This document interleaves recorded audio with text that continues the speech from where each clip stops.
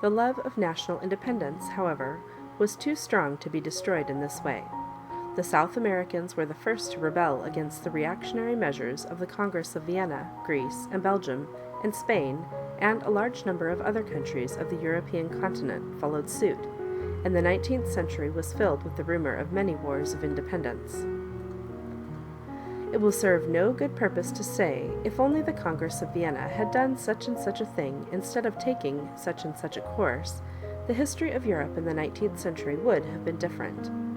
The Congress of Vienna was a gathering of men who had just passed through a great revolution and through 20 years of terrible and almost continuous warfare. They came together for the purpose of giving Europe that peace and stability which they thought that the people needed and wanted. They were what we call reactionaries. They sincerely believed in the inability of the mass of the people to rule themselves. They rearranged the map of Europe in such a way as seemed to promise the greatest possibility of a lasting success. They failed, but not through any premeditated wickedness on their part.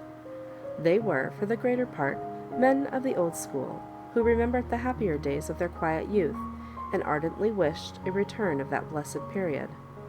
They failed to recognize the strong hold which many of the revolutionary principles had gained upon the people of the European continent. That was a misfortune, but hardly a sin.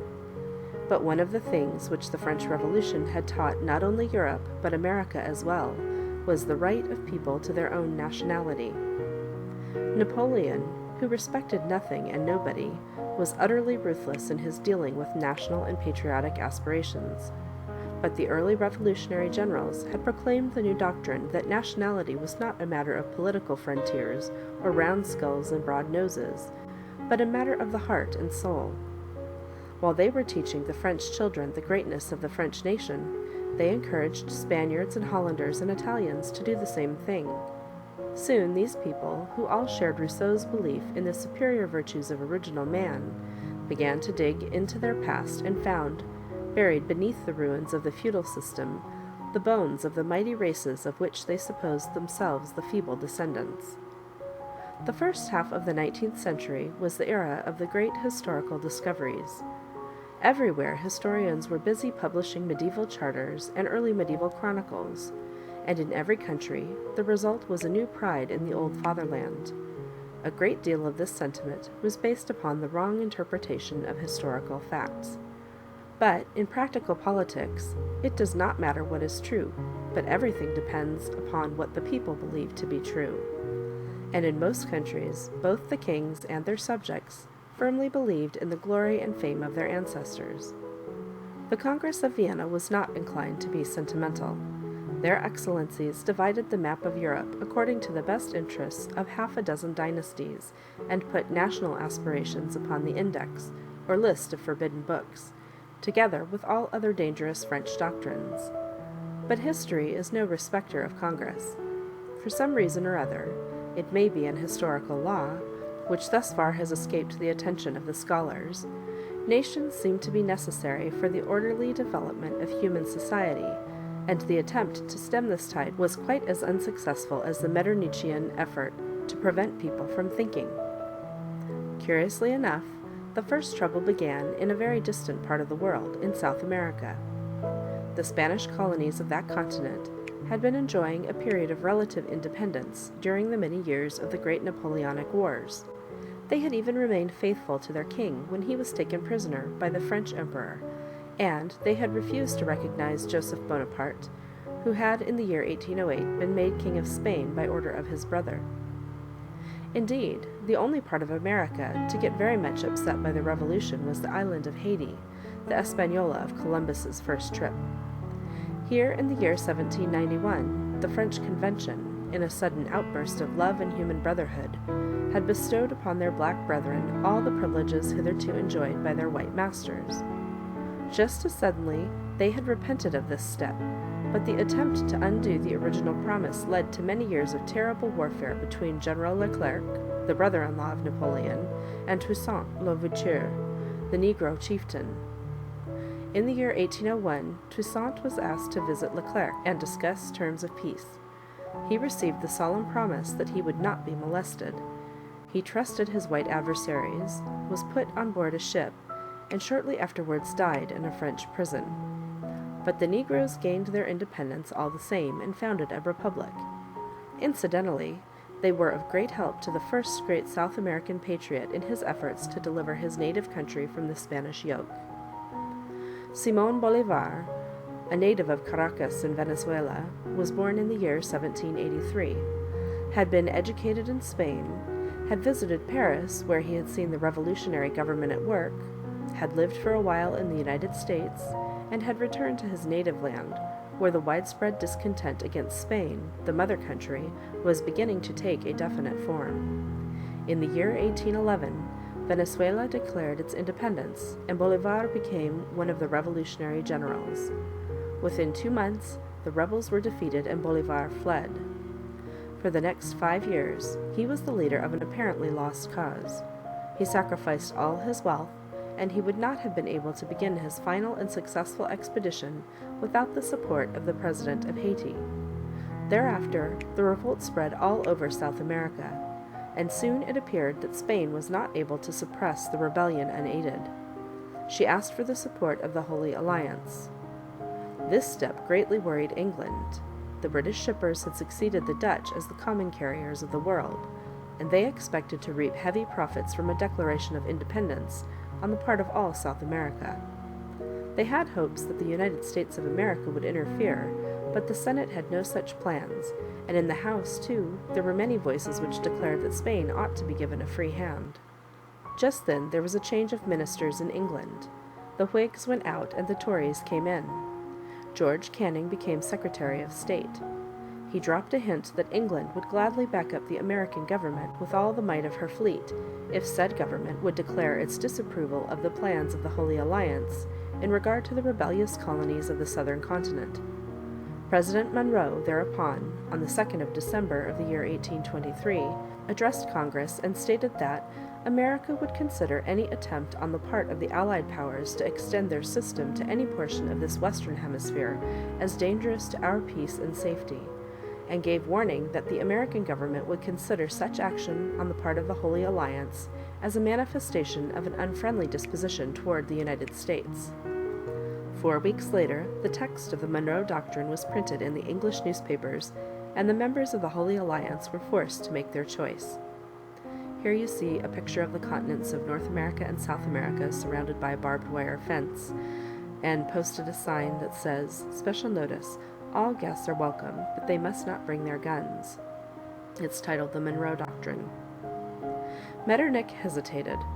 Personally, he would have been willing to risk the displeasure of the United States, which had allowed both its army and navy to fall into neglect since the end of the Anglo-American War of the year 1812.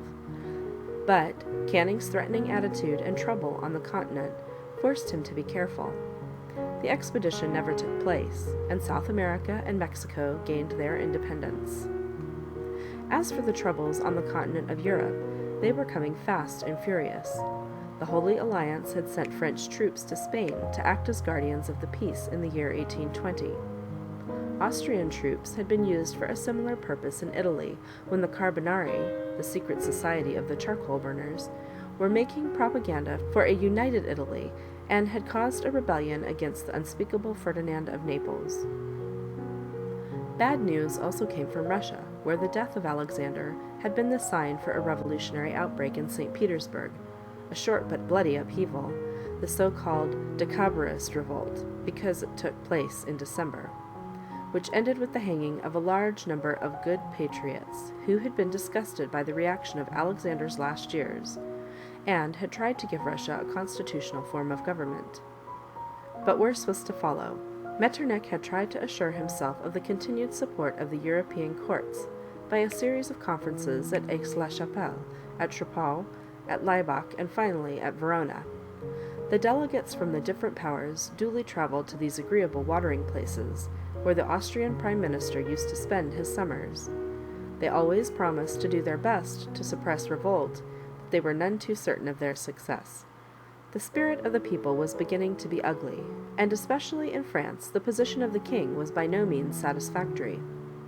The real trouble, however, began in the Balkans, the gateway to Western Europe, through which the invaders of that continent had passed since the beginning of time. The first outbreak was in Moldavia, the ancient Roman province of Dacia, which had been cut off from the empire in the 3rd century. Since then, it had been a lost land, a sort of Atlantis, where the people had continued to speak the old Roman tongue and still called themselves Romans and their country Romania. Here, in the year 1821, a young Greek, Prince Alexander Ypsilanti, began a revolt against the Turks. He told his followers that they could count upon the support of Russia, but Metternich's fast couriers were soon on their way to St. Petersburg, and the Tsar, entirely persuaded by the Austrian arguments in favor of peace and stability, refused to help. Ypsilanti was forced to flee to Austria, where he spent the next 7 years in prison. In the same year, 1821, trouble began in Greece. Since 1815, a secret society of Greek patriots had been preparing the way for a revolt. Suddenly they hoisted the flag of independence in the Morea, the ancient Peloponnesus, and drove the Turkish garrisons away. The Turks answered in the usual fashion. They took the Greek patriarch of Constantinople, who was regarded as their pope both by the Greeks and by many Russians, and they hanged him on Easter Sunday of the year 1821, together with a number of his bishops. The Greeks came back with a massacre of all the Mohammedans in Tripolitza, the capital of the Morea, and the Turks retaliated by an attack upon the island of Chios, where they murdered 25,000 Christians and sold 45,000 others as slaves into Asia and Egypt. Then the Greeks appealed to the European courts, but Metternich told them in so many words that they could stew in their own grease. I am not trying to make a pun, but I am quoting His Serene Highness, who informed the Tsar that this fire of revolt ought to burn itself out beyond the pale of civilization. And the frontiers were closed to those volunteers who wished to go to the rescue of the patriotic Hellenes. Their cause seemed lost. At the request of Turkey, an Egyptian army was landed in the Morea, and soon the Turkish flag was again flying from the Acropolis, the ancient stronghold of Athens. The Egyptian army then pacified the country a la Turk, and Metternich followed the proceedings with quiet interest, awaiting the day when this attempt against the peace of Europe should be a thing of the past. Once more, it was England which upset his plans. The greatest glory of England does not lie in her vast colonial possessions, in her wealth, or her navy, but in the quiet heroism and independence of her average citizen. The Englishman obeys the laws because he knows that respect for the rights of others marks the difference between a dog kennel and a civilized society. But he does not recognize the right of others to interfere with his freedom of thought. If his country does something which he believes to be wrong, he gets up and says so, and the government which he attacks will respect him and will give him full protection against the mob, which today, as in the time of Socrates, often loves to destroy those who surpass it in courage or intelligence. There never has been a good cause, however unpopular or however distant, which has not counted a number of Englishmen among its staunchest adherents. The mass of the English people are not different from those in other lands. They stick to the business at hand, and have no time for unpractical sporting ventures, but they rather admire their eccentric neighbor, who drops everything to go and fight for some obscure people in Asia or Africa, and when he has been killed, they give him a fine public funeral, and hold him up to their children as an example of valor and chivalry. Even the police spies of the Holy Alliance were powerless against this national characteristic. In the year 1824, Lord Byron, a rich young Englishman who wrote the poetry over which all Europe wept, hoisted the sails of his yacht and started south to help the Greeks. 3 months later, the news spread through Europe that their hero lay dead in Missolonghi, the last of the Greek strongholds. His lonely death caught the imagination of the people. In all countries, societies were formed to help the Greeks. Lafayette, the grand old man of the American Revolution, pleaded their cause in France. The King of Bavaria sent hundreds of his officers. Money and supplies poured in upon the starving men of Missolonghi. In England, George Canning, who had defeated the plans of the Holy Alliance in South America, was now Prime Minister. He saw his chance to checkmate Metternich for a second time. The English and Russian fleets were already in the Mediterranean. They were sent by governments which dared no longer suppress the popular enthusiasm for the cause of the Greek patriots. The French navy appeared because France, since the end of the Crusades, had assumed the role of the defender of the Christian faith in Mohammedan lands. On October 20th of the year 1827, the ships of the three nations attacked the Turkish fleet in the Bay of Navarino and destroyed it. Rarely has the news of a battle been received with such general rejoicing. The people of Western Europe and Russia, who enjoyed no freedom at home, consoled themselves by fighting an imaginary war of liberty on behalf of the oppressed Greeks. In the year 1829, they had their reward. Greece became an independent nation, and the policy of reaction and stability suffered its second great defeat. It would be absurd were I to try in this short volume to give you a detailed account of the struggle for national independence in all other countries. There are a large number of excellent books devoted to such subjects. I have described the struggle for the independence of Greece because it was the first successful attack upon the bulwark of reaction which the Congress of Vienna had erected to maintain the stability of Europe. That mighty fortress of suppression still held out, and Metternich continued to be in command, but the end was near.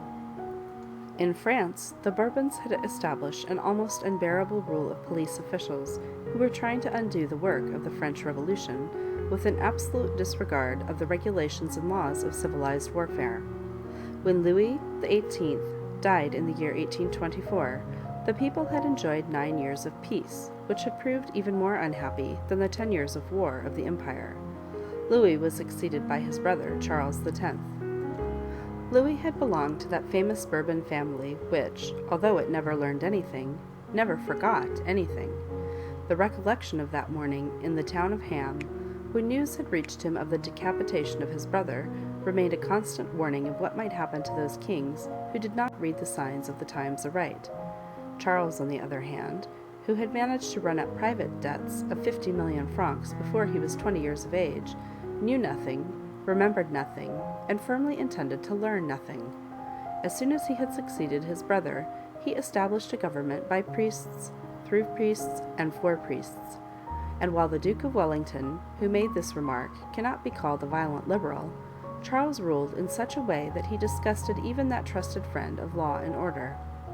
When he tried to suppress the newspapers which dared to criticize his government and dismiss the Parliament because it supported the press, his days were numbered. On the night of the 27th of July of the year 1830, a revolution took place in Paris. On the 30th of the same month, the king fled to the coast and set sail for England. In this way, the famous farce of 15 years came to an end, and the Bourbons were at last removed from the throne of France. They were too hopelessly incompetent. France then might have returned to a republican form of government, but such a step would not have been tolerated by Metternich. The situation was dangerous enough. The spark of rebellion had leaped beyond the French frontier, and had set fire to another powder-house filled with national grievances. The new kingdom of the Netherlands had not been a success.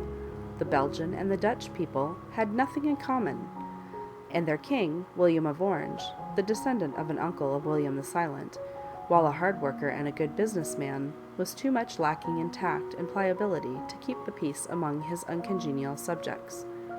Besides, the horde of priests which had descended upon France had at once found its way into Belgium, and whatever Protestant William tried to do was howled down by a large crowd of excited citizens as a fresh attempt upon the freedom of the Catholic Church. On the 25th of August, there was a popular outbreak against the Dutch authorities in Brussels. 2 months later, the Belgians declared themselves independent and elected Leopold of Coburg, the uncle of Queen Victoria of England, to the throne. That was an excellent solution of the difficulty. The two countries, which never ought to have been united, parted their ways and thereafter lived in peace and harmony and behaved like decent neighbors. News in those days, when there were only a few short railroads, traveled slowly, but when the success of the French and the Belgian revolutionists became known in Poland, there was an immediate clash between the Poles and their Russian rulers, which led to a year of terrible warfare and ended with a complete victory for the Russians, who established order along the banks of the Vistula in the well-known Russian fashion. Nicholas I, who had succeeded his brother Alexander in 1825, firmly believed in the divine right of his own family, and the thousands of Polish refugees who had found shelter in Western Europe bore witness to the fact that the principles of the Holy Alliance were still more than a hollow phrase in Holy Russia.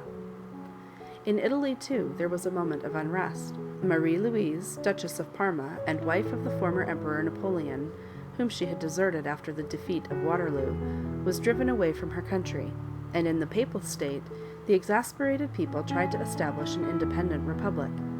But the armies of Austria marched to Rome, and soon everything was as of old. Metternich continued to reside at the Ball Platz, the home of the foreign minister of the Habsburg dynasty. The police spies returned to their job, and peace reigned supreme. 18 more years were to pass before a second and more successful attempt could be made to deliver Europe from the terrible inheritance of the Vienna Congress. Again, it was France, the revolutionary weathercock of Europe, which gave the signal of revolt. Charles X had been succeeded by Louis Philippe, the son of that famous Duke of Orleans who had turned Jacobin, had voted for the death of his cousin the king, and had played a role during the early days of the Revolution under the name of Philippe Égalité, or Equality Philip. Eventually, he had been killed when Robespierre tried to purge the nation of all traitors, by which name he indicated those people who did not share his own views, and his son had been forced to run away from the Revolutionary Army. Young Louis Philippe thereupon had wandered far and wide. He had taught school in Switzerland, and had spent a couple of years exploring the unknown far west of America. After the fall of Napoleon, he had returned to Paris. He was much more intelligent than his Bourbon cousins. He was a simple man who went about in the public parks with a red cotton umbrella under his arm, followed by a brood of children like any good housefather. But France had outgrown the king business, and Louis did not know this until the morning of the 24th of February of the year 1848, when a crowd stormed the Tuileries and drove His Majesty away and proclaimed the Republic. When the news of this event reached Vienna, Metternich expressed the casual opinion that this was only a repetition of the year 1793, and that the Allies would once more be obliged to march upon Paris and make an end to this very unseemly democratic row. But 2 weeks later, his own Austrian capital was in open revolt. Metternich escaped from the mob through the back door of his palace, and the Emperor Ferdinand was forced to give his subjects a constitution which embodied most of the revolutionary principles which his prime minister had tried to suppress for the last 33 years. This time, all Europe felt the shock. Hungary declared itself independent and commenced a war against the Habsburgs under the leadership of Louis Kossuth. The unequal struggle lasted more than a year. It was finally suppressed by the armies of Tsar Nicholas, who marched across the Carpathian Mountains and made Hungary once more safe for autocracy. The Habsburgs thereupon established extraordinary courts-martial and hanged the greater part of the Hungarian patriots, whom they had not been able to defeat in open battle. As for Italy, the island of Sicily declared itself independent from Naples and drove its Bourbon king away. In the Papal States, the Prime Minister, Rossi, was murdered, and the Pope was forced to flee. He returned the next year at the head of a French army, which remained in Europe to protect His Holiness against his subjects until the year 1870. Then it was called back to defend France against the Prussians, and Rome became the capital of Italy. In the north, Milan and Venice rose against their Austrian masters. They were supported by King Albert of Sardinia, but a strong Austrian army under Old Radetzky marched into the valley of the Po, defeated the Sardinians near Custoza and Novara, and forced Albert to abdicate in favor of his son, Victor Emmanuel, who a few years later was to be the first king of a united Italy. In Germany, the unrest of the year 1848 took the form of a great national demonstration in favor of political unity and a representative form of government. In Bavaria, the king, who had wasted his time and money upon an Irish lady who posed as a Spanish dancer, she was called Lola Montez and lies buried in New York's Potter's Field, was driven away by the enraged students of the university. In Prussia, the king was forced to stand with uncovered head before the coffins of those who had been killed during the street fighting, and to promise a constitutional form of government. And in March of the year 1849, a German parliament consisting of 550 delegates from all parts of the country came together in Frankfurt and proposed that King Frederick William of Prussia should be the emperor of a united Germany. Then, however, the tide began to turn. Incompetent Ferdinand had abdicated in favor of his nephew Francis Joseph. The well-drilled Austrian army had remained faithful to their warlord. The hangman was given plenty of work, and the Habsburgs, after the nature of that strangely cat-like family, once more landed upon their feet and rapidly strengthened their position as the masters of Eastern and Western Europe. They played the game of politics very adroitly, and used the jealousies of the other German states to prevent the elevation of the Prussian king to the imperial dignity. Their long training in the art of suffering defeat had taught them the value of patience. They knew how to wait. They bided their time, and while the liberals, utterly untrained in practical politics, talked and talked and talked and got intoxicated by their own fine speeches, the Austrians quietly gathered their forces, dismissed the Parliament of Frankfurt, and re-established the old and impossible German Confederation, which the Congress of Vienna had wished upon an unsuspecting world. But among the men who had attended this strange parliament of unpractical enthusiasts, there was a Prussian country squire by the name of Bismarck, who had made good use of his eyes and ears. He had a deep contempt for oratory. He knew what every man of action has always known, that nothing is ever accomplished by talk. In his own way, he was a sincere patriot.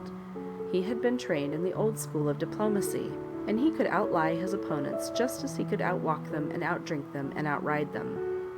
Bismarck felt convinced that the loose confederation of little states must be changed into a strong united country if it would hold its own against the other European powers. Brought up amidst feudal ideas of loyalty, he decided that the House of Hohenzollern, of which he was the most faithful servant, should rule the new state, rather than the incompetent Habsburgs. For this purpose, he must first get rid of the Austrian influence, and he began to make the necessary preparations for this painful operation. Italy, in the meantime, had solved her own problem, and had rid herself of her hated Austrian master. The unity of Italy was the work of three men, Cavour, Mazzini, and Garibaldi.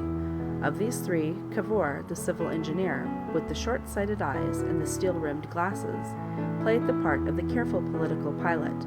Mazzini, who had spent most of his days in different European garrets, hiding from the Austrian police, was the public agitator, while Garibaldi, with his band of red-shirted Rough Riders, appealed to the popular imagination. Mazzini and Garibaldi were both believers in the republican form of government. Cavour, however, was a monarchist, and the others, who recognized his superior ability in such matters of practical statecraft, accepted his decision and sacrificed their own ambitions for the greater good of their beloved fatherland. Here you see a picture of a small jail cell with Giuseppe Mazzini sitting inside. Cavour felt towards the House of Sardinia as Bismarck did towards the Hohenzollern family. With infinite care and great shrewdness, he set to work to jockey the Sardinian king into a position from which His Majesty would be able to assume the leadership of the entire Italian people. The unsettled political conditions in the rest of Europe greatly helped him in his plans, and no country contributed more to the independence of Italy than her old and trusted, and often distrusted neighbor, France. In that turbulent country, in November of the year 1852, the Republic had come to a sudden but not unexpected end. Napoleon III, the son of Louis Bonaparte and the former King of Holland, and the small nephew of a great uncle, had re-established an empire, and had made himself emperor by the grace of God and the will of the people. This young man, who had been educated in Germany, and who mixed his French with harsh Teutonic gutturals, just as the first Napoleon had always spoken the language of his adopted country with a strong Italian accent, was trying very hard to use the Napoleonic tradition for his own benefit. But he had many enemies, and did not feel very certain of his hold upon his ready-made throne. He had gained the friendship of Queen Victoria, but this had not been a difficult task, as the good queen was not particularly brilliant, and was very susceptible to flattery. As for the other European sovereigns, they treated the French emperor with insulting haughtiness, and sat up nights devising new ways in which they could show their upstart good brother how sincerely they despised him. Napoleon was obliged to find a way in which he could break this opposition, either through love or through fear. He well knew the fascination which the word glory still held for his subjects. Since he was forced to gamble for his throne, he decided to play the game of empire for high stakes. He used an attack of Russia upon Turkey as an excuse for bringing about the Crimean War, in which England and France combined against the Tsar on behalf of the Sultan. It was a very costly and exceedingly unprofitable enterprise. Neither France nor England nor Russia reaped much glory. But the Crimean War did one good thing.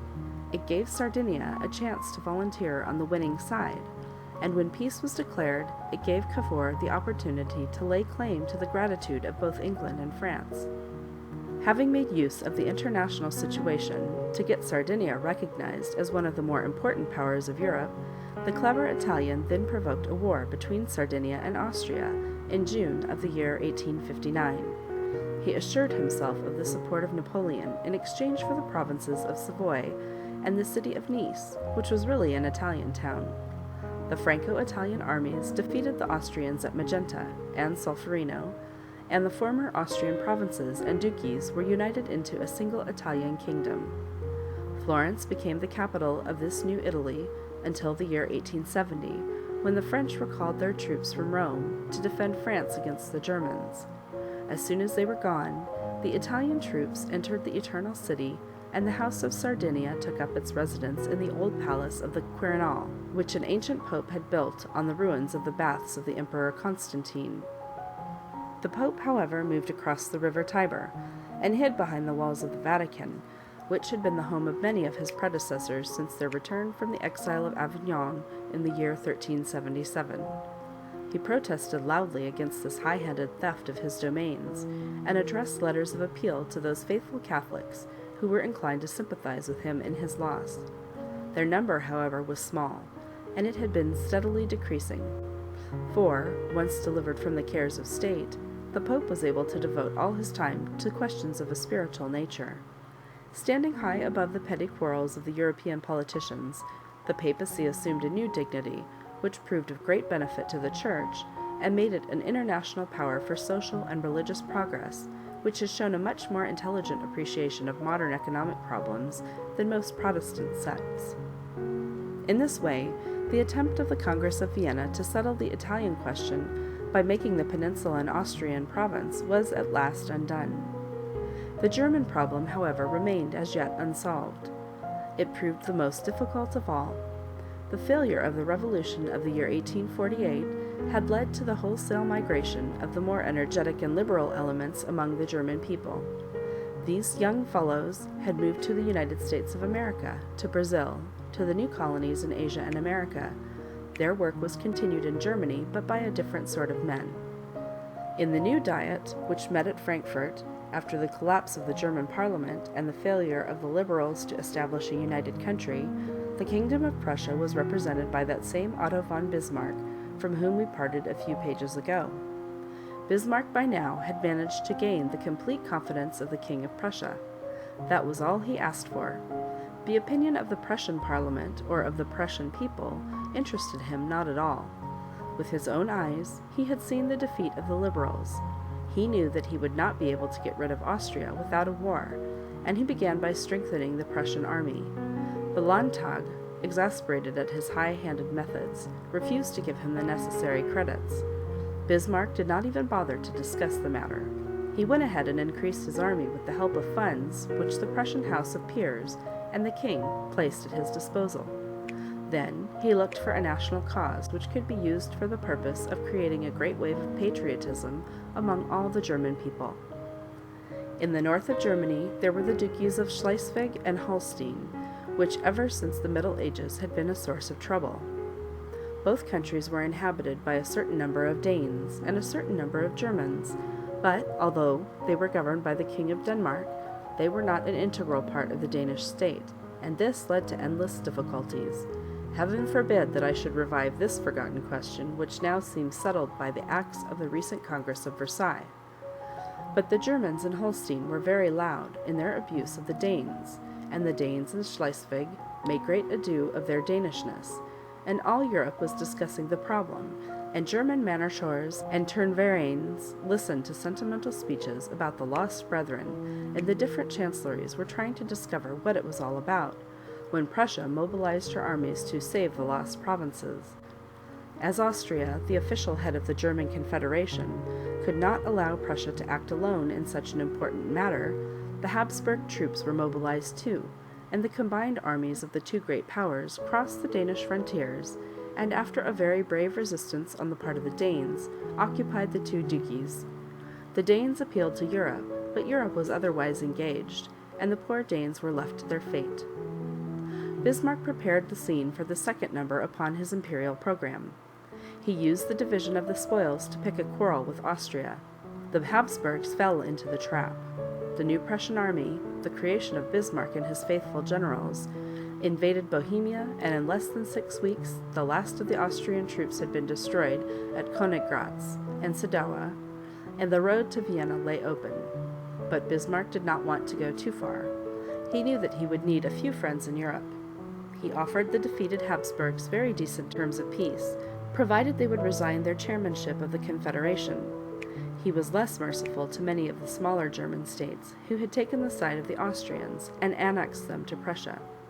The greater part of the northern states then formed a new organization, the so-called Northern German Confederacy, and victorious Prussia assumed the unofficial leadership of the German people. Europe stood aghast at the rapidity with which the work of consolidation had been done. England was quite indifferent, but France showed signs of disapproval. Napoleon's hold upon the French people was steadily diminishing. The Crimean War had been costly and had accomplished nothing. A second adventure in the year 1863, when a French army had tried to force an Austrian Grand Duke by the name of Maximilian upon the Mexican people as their emperor, had come to a disastrous end as soon as the American Civil War had been won by the North. For the government at Washington had forced the French to withdraw their troops, and this had given the Mexicans a chance to clear their country of the enemy and shoot the unwelcome emperor. It was necessary to give the Napoleonic throne a new coat of glory paint. Within a few years, the North German Confederation would be a serious rival of France. Napoleon decided that a war with Germany would be a good thing for his dynasty. He looked for an excuse, and Spain, the poor victim of endless revolutions, gave him one. Just then, the Spanish throne happened to be vacant. It had been offered to the Catholic branch of the House of Hohenzollern. The French government had objected, and the Hohenzollerns had politely refused to accept the crown. But Napoleon, who was showing signs of illness, was very much under the influence of his beautiful wife, Eugenie de Montijo, the daughter of a Spanish gentleman and the granddaughter of William Kirkpatrick, an American consul at Malaga, where the grapes come from. Eugenie, though shrewd enough, was as badly educated as most Spanish women of that day.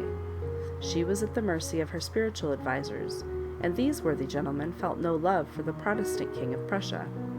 Be bold, was the advice of the Empress to her husband, but she omitted to add the second half of that famous Persian proverb, which admonishes the hero to be bold but not too bold.